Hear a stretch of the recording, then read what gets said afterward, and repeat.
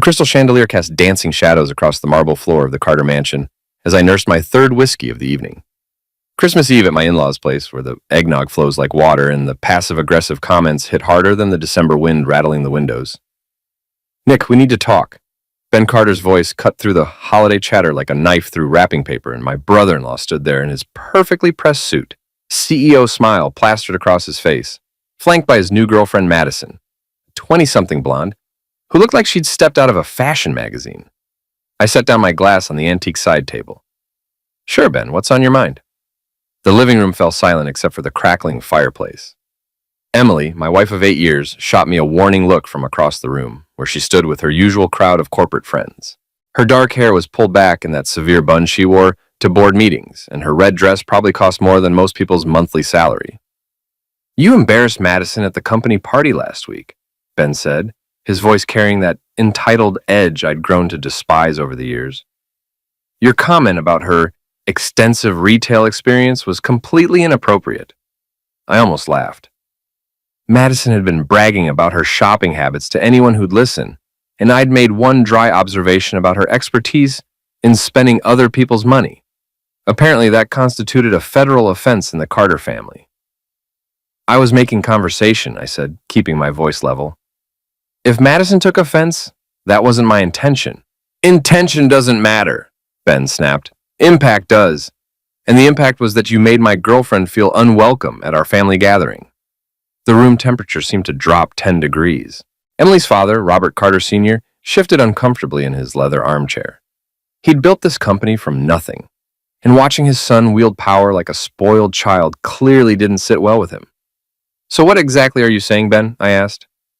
Ben's smile widened, and I saw the trap closing. "I'm saying your salary is suspended effective immediately. Your promotion to senior project manager is on indefinite hold. Until you apologize to Madison, publicly and sincerely. You're persona non grata at Carter Industries." The silence stretched like a taut wire. Emily's face had gone pale, but she didn't speak up. Not surprising, she'd been distant for months, working late, taking mysterious phone calls, spending weekends at the office with her team, especially with Victor Lane, the head of sales who looked like he'd stepped off a Men's Health cover. I looked around the room at the faces staring back at me. These people had been my family for nearly a decade. I'd worked my A off for Ben's company, bringing in projects, managing teams, making him look good to the board, and now he was flexing his muscles because his girlfriend couldn't handle a little workplace banter. "All right," I said. That was it. 2 words that seemed to deflate the tension in the room like a punctured balloon. Ben blinked, clearly expecting more of a fight. "All right," he repeated. "All right," I confirmed, picking up my whiskey and finishing it in one smooth gulp. The drive home was silent except for the GPS directions and Emily's occasional sighs. Our house in Riverside Heights looked picture-perfect in the moonlight, colonial style, with the wraparound porch Emily had insisted on when we bought it 5 years ago. Back when things were good between us. Back when she actually talked to me about something other than schedules and logistics. "You handled that well," Emily said as we pulled into the garage. "Ben was being a complete A." "Was he?" I asked, hitting the garage door button. "Or was he just protecting his girlfriend from the big bad project manager?" Emily's jaw tightened. "Don't be sarcastic, Nick. This is serious. Ben controls your entire career." "My career." I turned off the engine and looked at her. "What about our marriage? When's the last time you defended me in front of your family? When's the last time you defended me at all?" She didn't answer, which was answer enough. Inside the house, I headed straight for my home office in the basement. Emily called down that she was going to bed, and I heard her footsteps on the stairs. By the time I fired up my laptop, the house was quiet except for the hum of the furnace. I opened my email and began typing.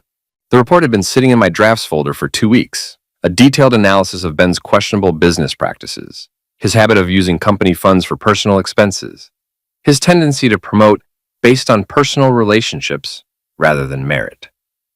Nothing illegal, but plenty that would raise eyebrows with the board of directors. The email went to 3 recipients: Robert Carter Sr., the chairman of the board, Janet Morrison, the head of human resources, and David Kim, the company's chief financial officer. 3 people who actually gave a damn about the company's reputation and bottom line. Subject line: Concerns regarding management practices and company culture. I hit send at 11:07 p.m. on Christmas Eve. By morning, my suitcases were packed and sitting by the front door. Emily stood in the kitchen doorway, still in her silk pajamas, holding a coffee mug like a shield. "Your transfer to the London office came through?" she said without looking at me. "Effective January 2nd. Full relocation package." I'd applied for the London position 6 months ago as a backup plan. Emily had talked me out of it then, said we needed to work on our marriage, said things would get better. Now it was her escape hatch. "Convenient timing," I said, shouldering my laptop bag. "Nick, we need to talk about—" The doorbell rang, cutting her off. Through the frosted glass, I could see Robert Carter Sr.'s distinctive silhouette. Emily's face went white. "Please tell me you didn't send it," she whispered. The doorbell rang again. I opened the door to find Robert standing on our porch, looking every one of his 72 years. Behind him, Ben's BMW sat in our driveway, engine running. "Morning, Robert," I said. "Merry Christmas." "Nick." He nodded grimly. "We need to discuss your email." Ben appeared behind his father, his face flushed with anger. "What the hell did you send them?" I smiled for the first time in weeks. "Send what?" The flat in Canary Wharf was everything I'd expected from corporate relocation housing. Sterile, efficient, and about as welcoming as a dentist's office. Floor-to-ceiling windows offered a spectacular view of London's financial district, all glass and steel reaching toward the gray January sky. The furniture looked like it had been selected by committee, and the walls were so white they practically glowed. I dropped my suitcase by the door and walked to the window. Behind the northern lights. Somewhere across the What causes Atlantic, these Ben was vibrant probably still green dealing and with the purple colors fallout to from my dance Christmas across the Eve sky? email. Robert Carter Sr. had called an emergency board meeting for December 28th. By the time I'd boarded my flight to London, 3 major clients had already requested meetings to discuss recent concerns about company leadership. My phone buzzed with a text from Mick Sullivan, my former colleague, and the closest thing I had to a real friend at Carter Industries. "Ben's been in damage control mode all week. Janet Morrison's asking a lot of questions. You really stirred the hornet's nest." I typed back, "Good, how's the office morale?" "Tense. Emily's been working late every night. Victor's been keeping her company." There it was, the confirmation of what I'd suspected for months. While I'd been working 60-hour weeks and dealing with Ben's power trips, my wife had been finding comfort in the arms of Victor Lane. 6 feet of charm and ambition wrapped in expensive suits and gym-sculpted muscle. The London office of Carter Industries occupied 3 floors of a converted Victorian building in the heart of the financial district. My new boss, Margaret Thornton, was a no-nonsense woman in her 50s who ran the European operations with military precision. "Your reputation precedes you," she said during our first meeting, reviewing my file across her mahogany desk. "Robert Carter Sr. spoke very highly of your work. He also mentioned some recent complications with management back home." "You could say that," I replied. "Well, consider this a fresh start. We run things differently here. Merit matters more than family connections." The work was challenging, managing infrastructure projects across 3 countries, coordinating with teams in Frankfurt, Milan, and Dublin. It kept my mind occupied during the day, but the evenings were another story.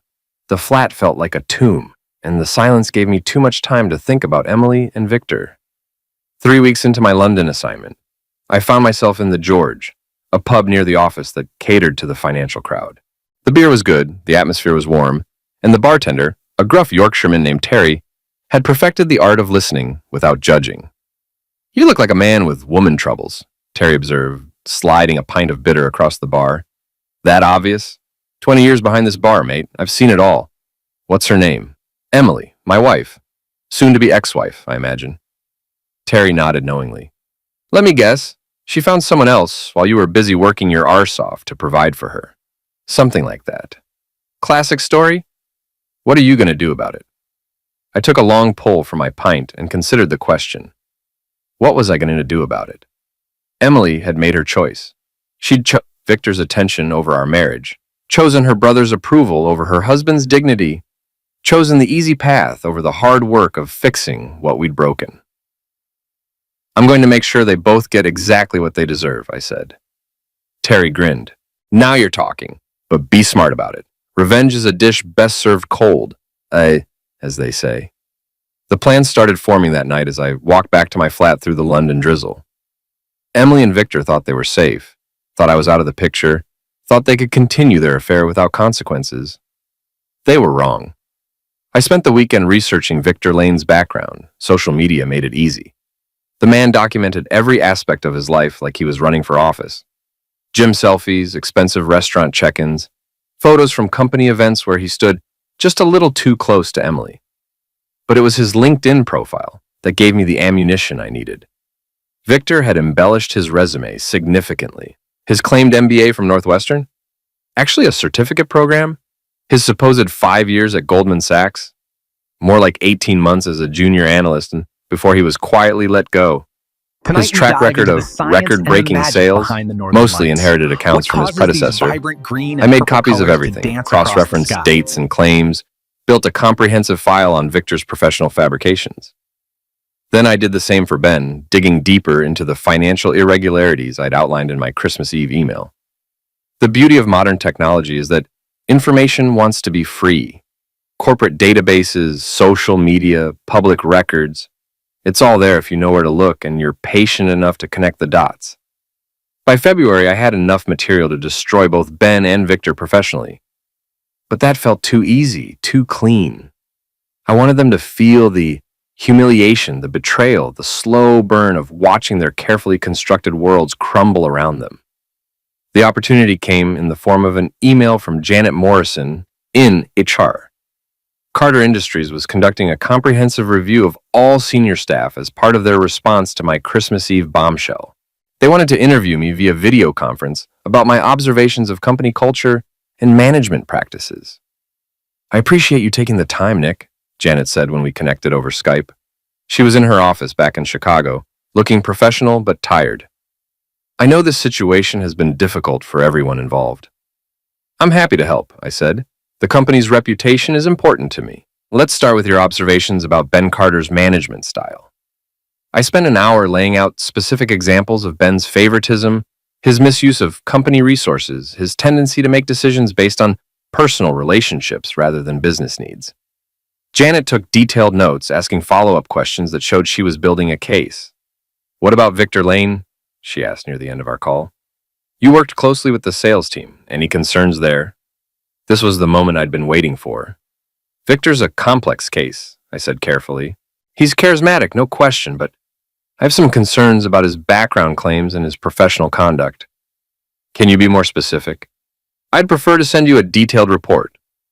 Some of this is sensitive, and I want to make sure I get the facts right." That night, I compiled everything I had on Victor into a professional-looking document. His resume discrepancies, his pattern of taking credit for other people's work, his habit of using company time and resources for personal activities. I even included screenshots of his social media posts that showed him at expensive restaurants and events during times when he'd claimed to be in client meetings. But I saved the best for last. Hidden in the metadata of Victor's own social media posts were location stamps that placed him at the same hotels and restaurants as Emily on multiple occasions when she'd told me she was working late or attending conferences. I didn't spell it out explicitly. I let the timestamps and locations speak for themselves. The report went to Janet Morrison with copies to Robert Carter Sr. and Margaret Thornton. Subject line, follow-up information regarding staff review. 3 days later, Mick texted me. "Victor's been called in for a meeting with HR. Emily looks nervous. Something's happening." I smiled as I read the message. Phase 1 was complete. Victor's professional life was about to become very complicated, and Emily was going to find out that her affair wasn't as secret as she'd thought. But this was just the beginning.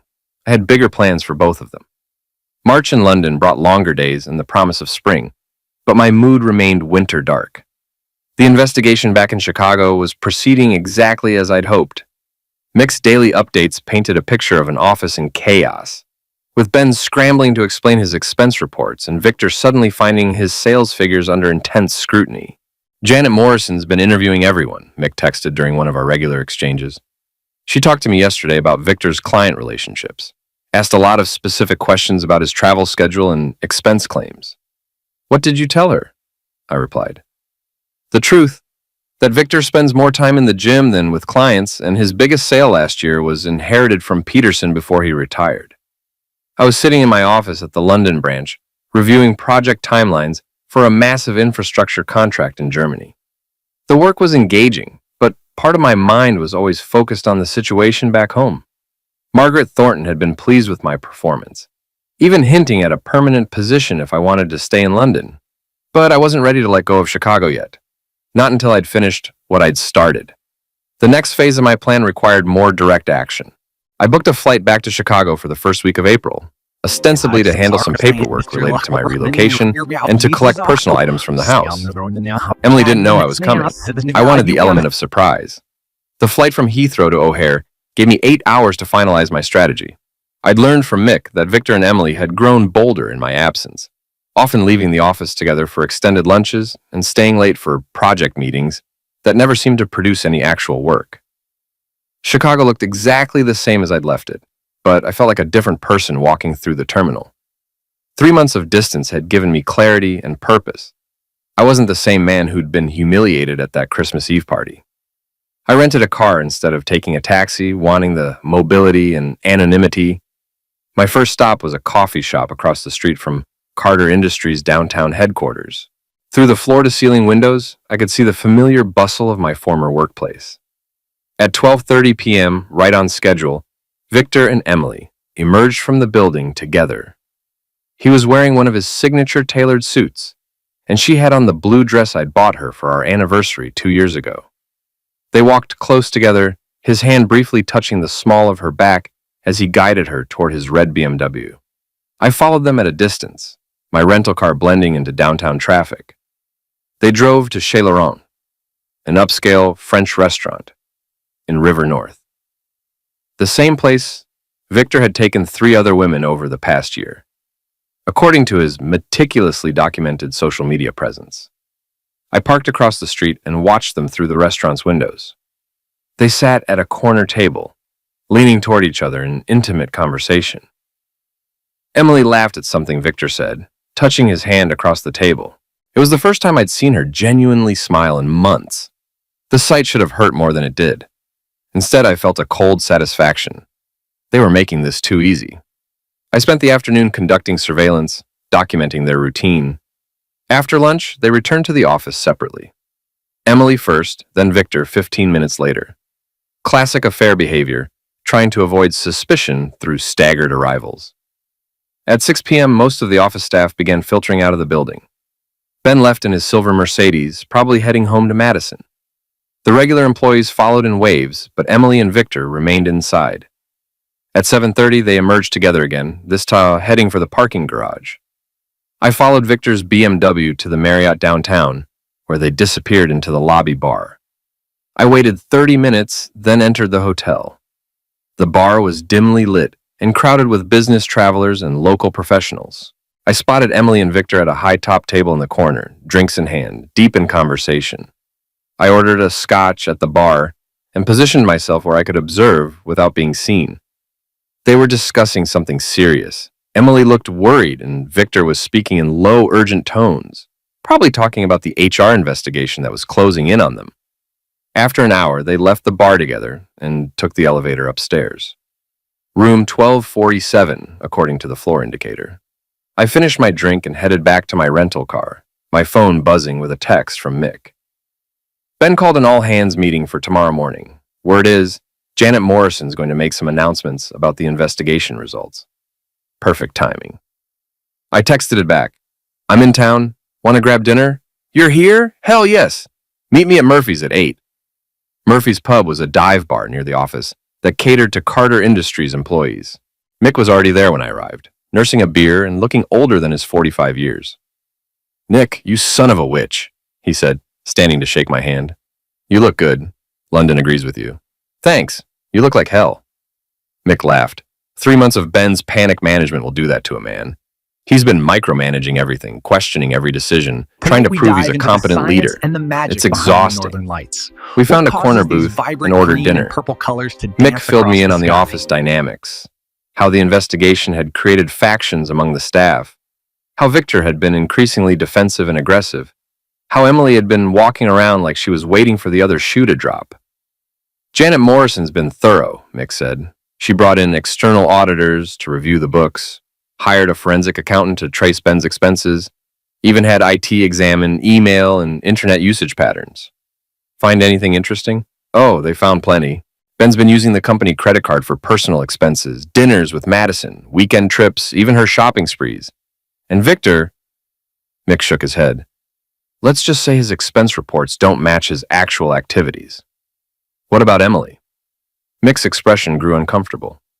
She's been cooperating with the investigation, but she's clearly nervous. There are rumors about her and Victor, but nothing official yet. Rumors have a way of becoming facts, I said. The next morning, I positioned myself in the coffee shop across from Carter Industries again, waiting for the all-hands meeting to begin. At 9 a.m. sharp, I could see employees gathering in the main conference room on the 15th floor. My phone rang. It was Robert Carter Sr. Nick, I heard you were in town. Can we meet? Of course. Where? My office? Now, if possible. There's something I need to discuss with you. Robert's corner office hadn't changed. Mahogany furniture, family photos, awards, and commendations covering the walls. But the man himself looked like he'd aged years in the past few months. Sit down, Nick. We need to talk about your email. I took the chair across from his desk. I hope it was helpful. Helpful? Robert laughed bitterly. It opened a can of worms that's going to take years to sort out. Ben's suspended pending a full investigation. The board's talking about removing him as CEO. I'm sorry to hear that. No, you're not. And you shouldn't be. My son has been running this company like his personal playground, and I've been too proud or too blind to see it. Robert leaned forward. But that's not why I called you here. He opened a file folder and spread several photographs across his desk. They showed Emily and Victor at various locations, the restaurant, the hotel bar, entering and leaving the Marriott together. A private investigator took these last week, Robert said. Janet Morrison hired him as part of the investigation into Victor's activities. She thought there might be additional misconduct beyond the financial irregularities. I studied the photos, keeping my expression neutral. I see. Emily's your wife, Nick. I wanted you to hear this from me before it becomes public. The investigation has uncovered evidence of an ongoing affair between her and Victor. It's going to come out in the final report. When? Today. Janet's announcing the results of the investigation this morning. Ben's out, Victor's fired, and Emily... Robert sighed. Emily's being transferred to a non-supervisory position. The board wanted to terminate her, but I convinced them that a demotion and final warning would be sufficient. I nodded slowly. I appreciate you looking out for her. She's still family, despite everything, but Nick, I want you to know that none of this changes my opinion of you. You're a good man who got caught in a bad situation. If you want to come back from London, there's a place for you here, a better position than you had before. Thank you, Robert. I'll consider it. As I left Robert's office, I could see the all-hands meeting breaking up on the 15th floor. Employees were filing out of the conference room, their faces showing a mixture of shock, satisfaction, and concern. Some were already on their phones, probably calling friends and family with the news. I took the elevator to the 15th floor and walked toward the conference room. Emily was still inside, sitting alone at the long table, staring at her hands. She looked up when I entered, her face pale with shock. Nick, what are you doing here? I came to collect some things from the house. I heard about the meeting. Emily's eyes filled with tears. They fired Victor. They demoted me. Everyone knows about... She couldn't finish the sentence. About your affair? She flinched at the word. It wasn't supposed to happen. It just... We were working together so much, and you were distant, and he made me feel... Special? Yes. I sat down across from her, studying the woman I'd been married to for 8 years. She looked smaller somehow, Tonight we dive into the diminished science and by the the weight of magic her behind the choices Northern and their Lights. consequences. What causes these What happens vibrant now? green She and asked. purple colors to Now dance you across the deal with the sky? consequences of your decisions. Just like Ben has to deal with his. And Victor has to deal with his. Are you going to divorce me? I think that's probably for the best, don't you? Emily started crying then, quiet sobs that shook her shoulders. Part of me wanted to comfort her, to tell her everything would be okay. But that part was overwhelmed by the cold satisfaction of seeing justice served. I stood up and walked toward the door. I'll have my lawyer contact yours about the divorce proceedings. You can keep the house. I won't be coming back to Chicago. Nick, wait. I turned back to her. I'm sorry, I know that doesn't fix anything, but I am sorry. I know you are, Emily. But sorry doesn't undo the damage. I left her sitting there in the empty conference room, crying for the life she'd thrown away. As I walked toward the elevator, I passed Victor's office. It was already being cleaned out, his personal belongings packed into cardboard boxes. The security guard looked up as I passed. "Mr. Lane won't be needing these anymore," he said, gesturing to the boxes. "Shame, really. He seemed like such a nice guy." "Appearances can be deceiving," I replied. 6 months later, I was back in London permanently, having accepted Margaret Thornton's offer of a senior position managing European operations. The divorce had been finalized with minimal drama. Emily kept the house and half our savings. I kept my pension and my self-respect. It seemed like a fair trade. But life has a way of bringing the past back when you least expect it. I was having dinner at an upscale restaurant in Covent Garden with Sarah Mitchell, a brilliant architect I'd been seeing for the past 2 months, when I spotted a familiar face across the dining room. Victor Lane was sitting at a corner table, apparently on a date with a striking brunette who looked like she'd stepped off a magazine cover. "You look like you've seen a ghost," Sarah said, following my gaze. "Something like that. Excuse me for a moment." I walked to the men's room, pulling out my phone to text Mick. "Is Victor in London?" The reply came quickly. "Yeah, he got a job with some investment firm there about a month ago, didn't you know?" I hadn't known. After the dust settled at Carter Industries, I'd made a point of not following up on Victor or Emily's subsequent activities. I'd gotten my revenge, moved on with my life, and assumed they'd done the same. Apparently, Victor had other ideas. When I returned to the table, Sarah was checking her phone. "I'm sorry, Nick, but I have to cut this short. Emergency at the construction site. One of the contractors is threatening to walk off the job." "Of course. Rain check?" "Definitely." She kissed my cheek and gathered her things. "I'll call you tomorrow." After Sarah left, I found myself with a clear view of Victor's table. He was putting on quite a show for his date.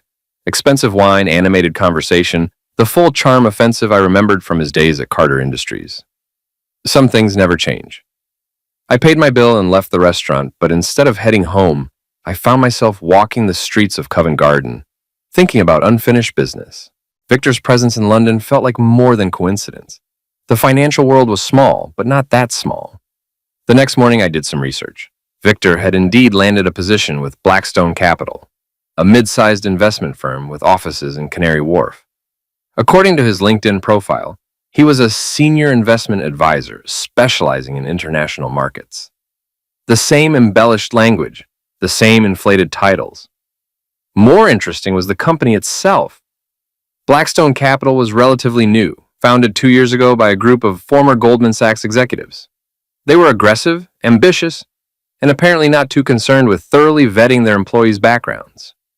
I spent my lunch break walking through Canary Wharf, ostensibly getting some fresh air, but actually scouting the area around Blackstone's offices.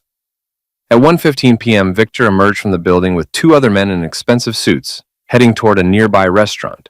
He looked good, tanned, fit, confident. The Victor Lane charm was in full effect as he laughed at something one of his companions said. Whatever consequences he'd faced at Carter Industries, he'd clearly bounced back. That evening, I called Mick from my flat. "How's Emily doing?" I asked after we'd caught up on office gossip. "Better, I think. She's been keeping her head down, doing good work in her new position. Word is she's seeing someone, a lawyer from outside the company." "Good for her. She asks about you sometimes. I think she feels guilty about how things ended." "She should feel guilty, but I'm glad she's moving on." "What about you? Seeing anyone?" "Actually, yes. Her name's Sarah.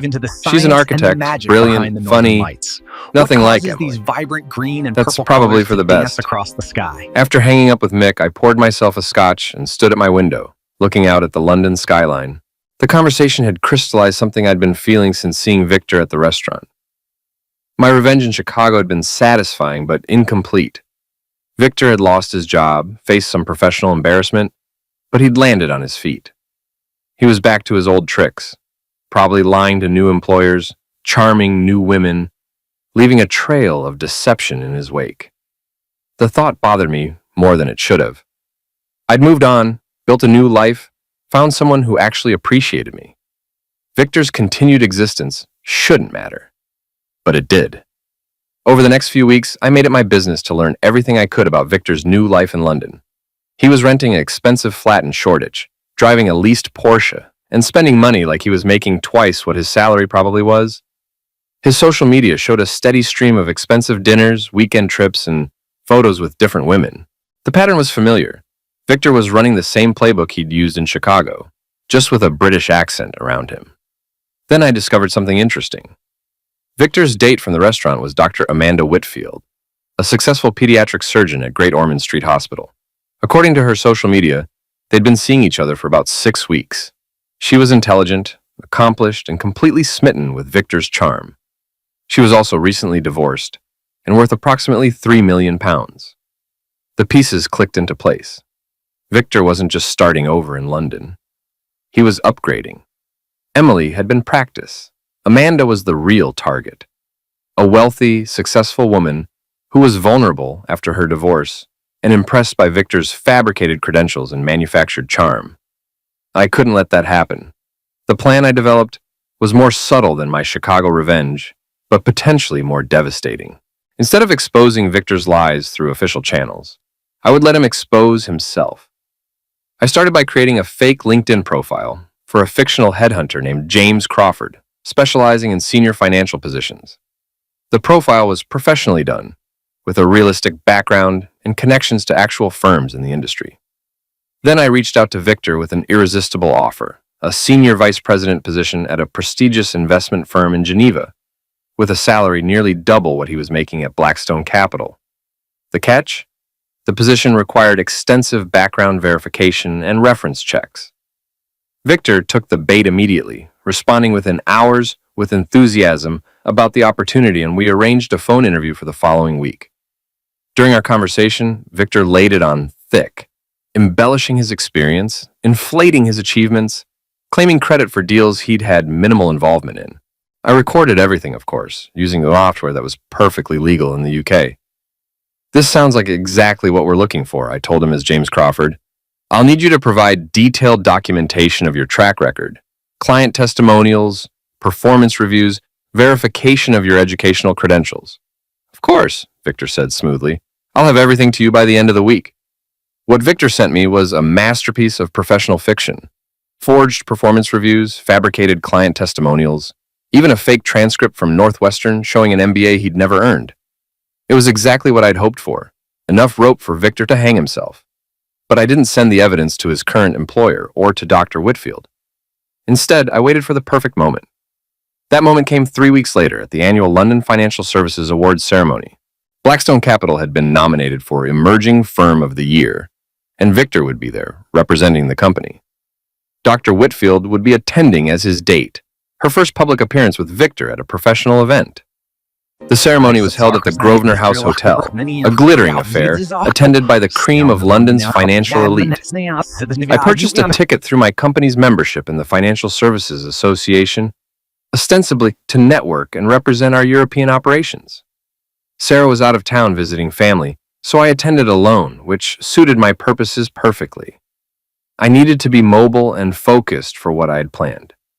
Victor looked resplendent in a custom tuxedo, working the room with his trademark charm. Dr. Whitfield was stunning in a silver evening gown, clearly proud to be on the arm of her successful boyfriend. They made a striking couple, exactly the kind of power pairing that London society photographers love to capture. I spent the cocktail hour observing from a distance, nursing a single whiskey and positioning myself strategically around the ballroom. Victor was in his element, introducing Amanda to colleagues, telling stories about his supposed achievements, playing the role of the successful investment advisor. During dinner, I made my move. The ceremony included a networking break between the main course and dessert, when attendees were encouraged to mingle and exchange business cards.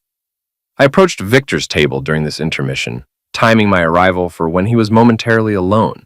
Amanda had gone to the ladies' room, and his table mates were networking elsewhere. "Victor Lane," I said, extending my hand. "Nick Carter. We worked together in Chicago." Victor's face went through several expressions in rapid succession: surprise, recognition, concern, and finally a forced smile. "Nick, what a surprise. I didn't know you were in London. Transferred here permanently after the divorce.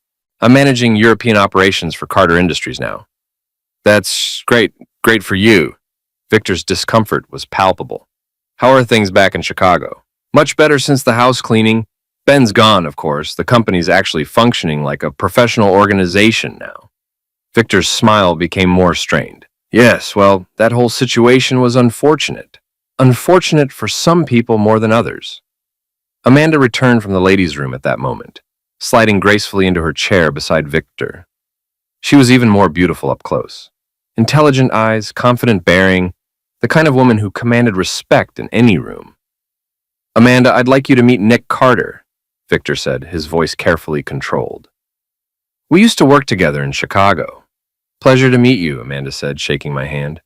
Victor's told me so much about his time in America. I'm sure he has, I replied. Victor was quite memorable at our company. Made quite an impression when he left. Nick works for Carter Industries, Victor said quickly. Different industry from what we do at Blackstone. Actually, we have more overlap than you might think, I said. I've been following Blackstone's work with interest. Impressive growth for such a young firm. Thank you, Amanda said. Victor's been instrumental in their expansion into new markets. I don't doubt it. Victor has a talent for creative solutions. The conversation continued for another few minutes, with Victor growing increasingly uncomfortable, while Amanda remained oblivious to the undercurrents. I kept my tone friendly and professional, but every comment carried a double meaning that Victor understood perfectly. When I excused myself to return to my table, Victor followed me. What are you doing here, Nick? He asked in a low voice. Attending a professional event, same as you. Don't play games with me. What do you want? I turned to face him fully. Tonight I want we you to dive understand into that the science actions and have the magic consequences, behind the Victor. Northern Lights. You destroyed my What causes marriage, these vibrant helped ruin green my and career in purple colors to Chicago, dance and now across you're the here sky? playing the same games with new sufferers. That's ancient history. Not for me, and not for Dr. Whitfield, once she learns who you really are. Victor's face hardened. Are you threatening me? I'm promising you, the truth has a way of coming out, Victor. Always. I walked away, leaving him standing there with a look of barely controlled panic. The rest of the evening proceeded normally, awards were presented, speeches were made, networking continued. But I could see Victor's distraction, the way he kept glancing around the room, the forced nature of his interactions with Amanda. The real fireworks would come later. 3 days after the awards ceremony, I sent a carefully crafted email to Dr. Whitfield, not from my personal account, but from a temporary address I'd created for the purpose. The subject line read, Concerns about Victor Lane's background. The email was professional and respectful, expressing concern for her well-being and suggesting she might want to verify certain claims Victor had made about his background and career. I attached selected excerpts from the documentation Victor had provided to my fake headhunter persona, just enough to raise serious questions without revealing my role in obtaining them. I also sent copies of Victor's forged documents to Blackstone Capital's Human Resources Department, along with a note explaining that these had been submitted to a headhunter as part of a job application. Again, no mention of my involvement, just a concerned citizen reporting potential fraud. The response was swift and devastating. Mick texted me 2 days later. Did you hear about Victor? He got fired from his London job. Something about falsifying documents. I feigned ignorance. Really, what happened? Not sure of the details, but word is he got caught lying about his background. Again, some people never learn. Dr. Whitfield's social media told the rest of the story. The photos with Victor disappeared, replaced by posts about focusing on her career and spending time with friends. A week later, she shared an article about the importance of trust in relationships, with the comment, sometimes the most charming people are the most dangerous. Victor's own social media went dark.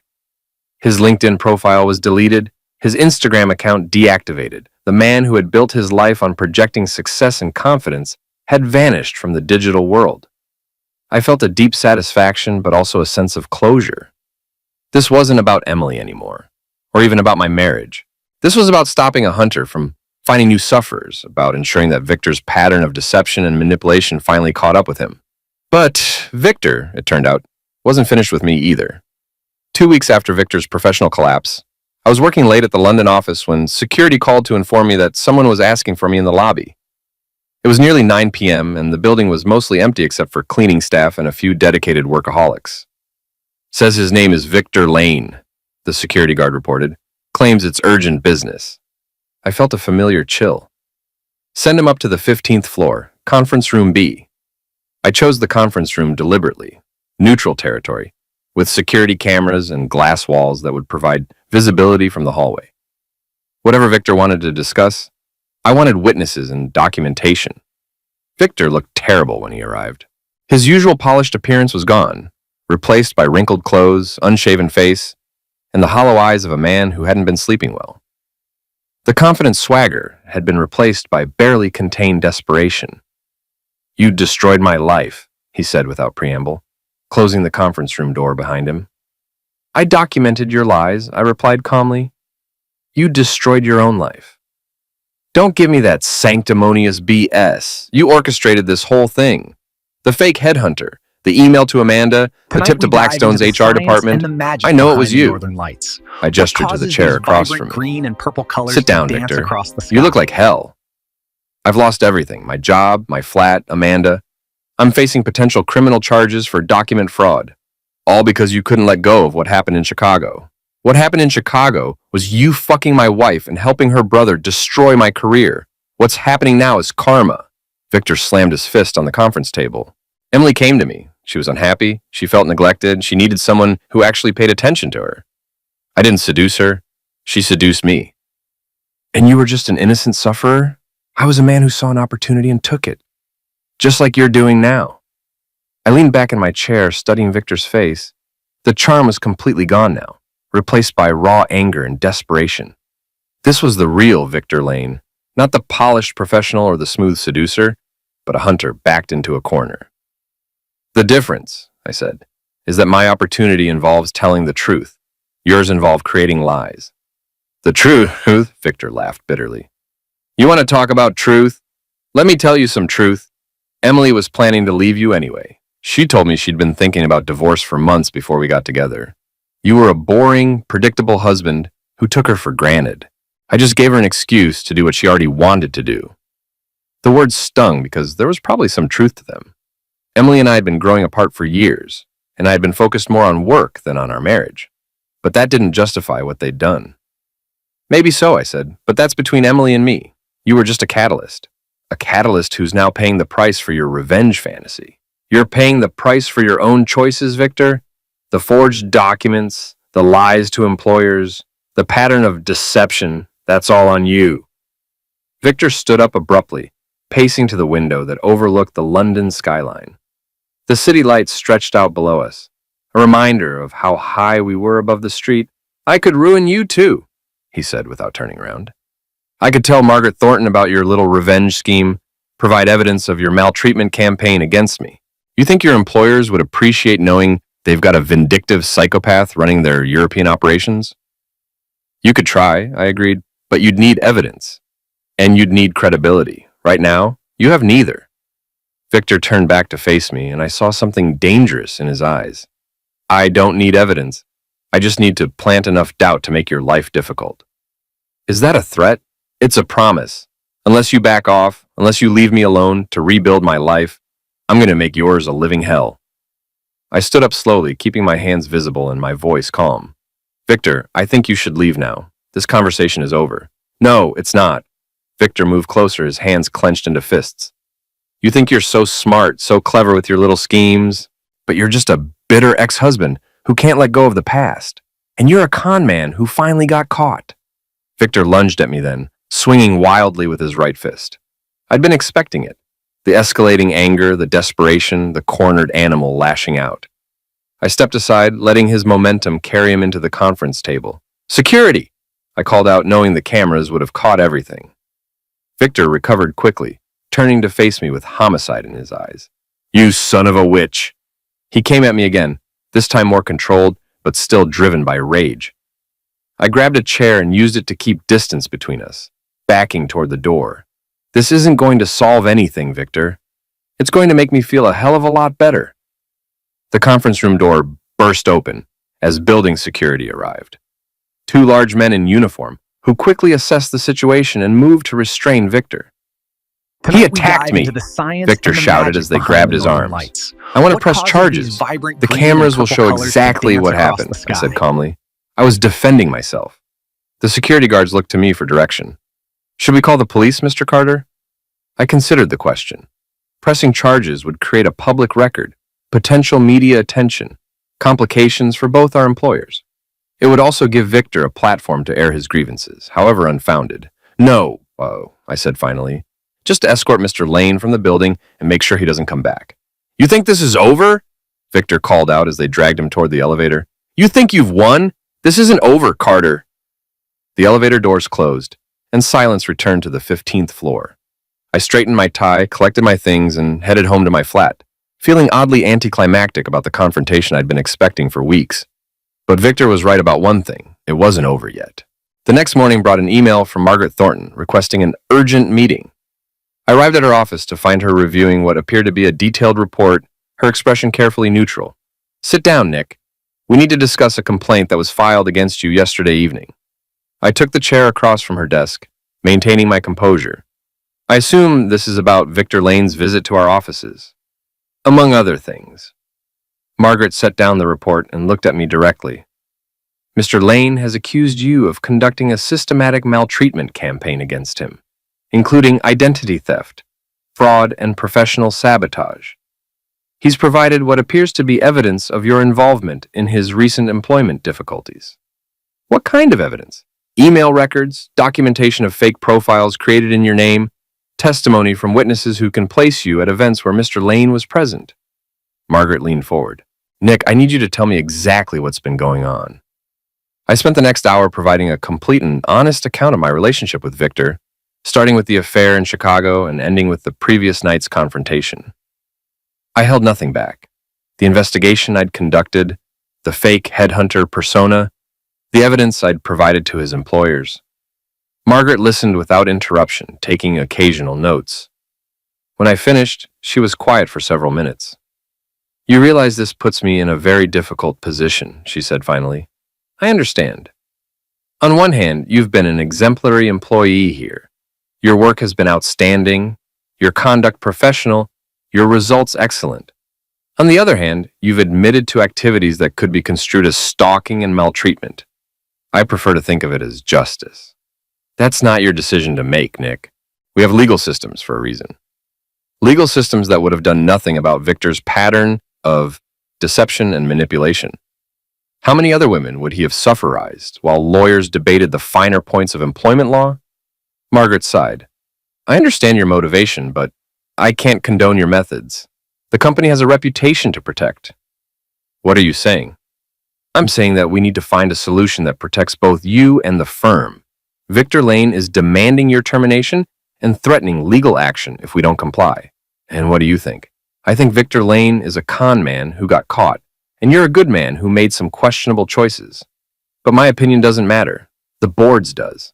The meeting ended with Margaret promising to discuss the situation with the executive committee and provide me with their decision within 24 hours. I spent the rest of the day working normally, trying not to think about the possibility of losing another job because of Victor Lane. That evening, Sarah returned from her family visit. I met her at Heathrow, and during the drive back to London, I told her everything. The affair, the divorce, the revenge campaign, the confrontation with Victor, and the potential consequences for my career. You did all that? She asked when I finished. Yes. And you never told me? I didn't want to burden you with my baggage from Chicago. Sarah was quiet for several minutes as we navigated London traffic. I don't know whether to be impressed or terrified, she said finally. What do you mean? Impressed that you were smart enough to pull it off, terrified that you're capable of that level of calculated revenge. Does it change how you feel about me? I don't know yet. Ask me tomorrow. The next morning, Margaret Thornton called me into her office again. This time, she wasn't alone. Robert Carter Sr. was there, having flown in from Chicago overnight. Robert, I said, genuinely surprised. I didn't know you were coming to London. Emergency trip, he replied grimly. We need to discuss this situation with Victor Lane. Margaret gestured for me to sit. Robert has been briefed on the complaint against you. He has some additional information that changes the context significantly. Robert opened a briefcase and withdrew a thick file. After Victor filed his complaint, I had our legal team conduct a thorough investigation into his background and activities. What we found was illuminating. He spread several documents across Margaret's desk. Victor Lane has been running variations of this con for years.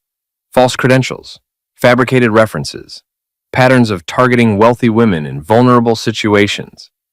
We found at least 3 other cases similar to what happened with Emily and Dr. Whitfield. I studied the documents, recognizing some of the same tactics Victor had used in Chicago and London. More importantly, Robert continued, we found evidence that Victor was planning to sue Carter Industries for wrongful termination and defamation. He was going to claim that your Christmas Eve email was motivated by knowledge of his affair with Emily, and that the company participated in a conspiracy to destroy his reputation. A shakedown, Margaret observed. Exactly. Victor Lane is a professional sufferer, as well as a professional con man. He creates situations where he can claim maltreatment or discrimination, then leverages those claims for financial settlements. Robert closed the file and looked at me directly. Your methods were unorthodox, Nick, but your instincts were correct. Victor Lane needed to be stopped. So what happens now? I asked. Now we turn the tables, Margaret said with a slight smile. Robert's legal team has prepared a comprehensive dossier on Victor's activities, including evidence of fraud, identity theft, and attempted extortion. They're presenting it to the Metropolitan Police this afternoon. And the complaint against me will be withdrawn once Victor realizes the position he's in, Robert said. Our lawyers are meeting with his lawyer this morning to discuss the situation. I suspect Mr. Lane will decide that relocating to another country would be in his best interests. 3 days later, Mick texted me with the final update. Victor's gone. Rumor is he left the country to avoid criminal charges. Emily heard he's in Thailand or somewhere like that. I was sitting in my office, looking out at the London skyline, when Sarah called. I've made my decision, she said without preamble. And I'm staying. But no more revenge campaigns, okay? I prefer my boyfriend slightly less vengeful. These vibrant green Deal. and purple colors to That dance evening, we across had dinner the at the sky? same restaurant where I'd first spotted Victor with Dr. Whitfield. The irony wasn't lost on me, but it felt appropriate somehow, a closing of the circle, a return to normal life. Do you feel satisfied? Sarah asked over dessert. I feel complete, I said after thinking about it. Like I finished something that needed finishing. And Emily? Any regrets there? No. Emily made her choice. And she's dealing with the consequences. I hope she's learned from the experience. What about forgiveness? What about it? Aren't you supposed to forgive people who wrong you? Move on? Let go of anger? All that? I considered the question seriously. I think forgiveness is overrated. Justice is more important. Victor hurt people and would have continued hurting people if someone hadn't stopped him. Sometimes the world needs consequences more than it needs forgiveness. That's a pretty cold philosophy. Maybe, but it's honest. We finished dinner and walked through Covent Garden, past the restaurant where this final chapter had begun. The streets were busy with tourists and locals, people living their lives, pursuing their dreams, making their mistakes. Somewhere in Thailand, or wherever he'd fled, Victor Lane was probably planning his next con, targeting his next sufferer, spinning his next web of lies. But at least it wouldn't be in London, and at least Dr. Whitfield was safe. That felt like enough. 6 months later, I received a wedding invitation in the mail. Emily was marrying the lawyer she'd been seeing, a man named David Chen, who seemed like a decent enough guy from his LinkedIn profile. The ceremony would be small, family only, at Robert Carter Sr.'s estate outside Chicago. I didn't respond to the invitation, but I did send a wedding gift, a crystal vase from Harrods with a note that read, "Wishing you both happiness and honesty in your marriage, Nick." It was the last communication I ever had with Emily Carter. 2 years later, Sarah and I were married in a small ceremony in the Cotswolds, surrounded by friends and colleagues from our London life. Robert Carter Sr. attended, having become something of a father figure to me in the absence of my own family. Margaret Thornton was there too, along with most of the European operations team. During the reception, Robert pulled me aside for a private conversation. "Any regrets about how things turned out?" he asked. "None," I said, watching Sarah laugh with her architect friends. Everything worked out exactly as it should have. Even the messy parts? Especially the messy parts.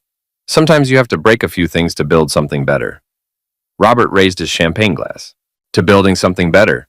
To building something better. Tonight we dive into the science and As the evening magic wound behind down and the Northern guests began Lights. to leave, What causes I found these myself vibrant thinking about green the and path purple that had colors led to me here. dance across the sky? The betrayal, the revenge, the consequences, the new beginning. It had been ugly and complicated and morally ambiguous, but it had been necessary. Victor Lane had taught me an important lesson. Sometimes good people have to do questionable things to stop bad people from doing terrible things. The world isn't fair, and justice doesn't always come through official channels. Sometimes you have to create your own justice. Sometimes revenge really is a dish best served cold.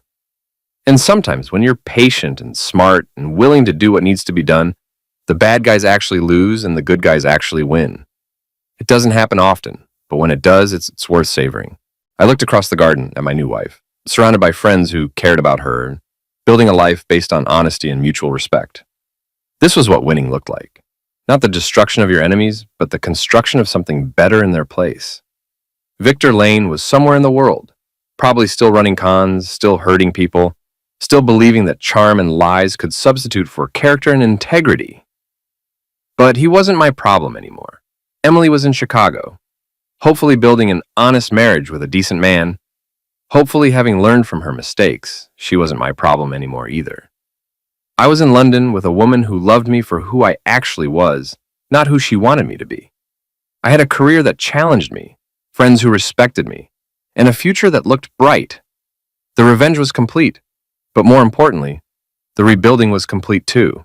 As Sarah and I drove away from our wedding reception toward our honeymoon in Scotland, she took my hand and squeezed it gently. "No more ghosts from Chicago?" she asked. "No more ghosts," I confirmed. And I meant it.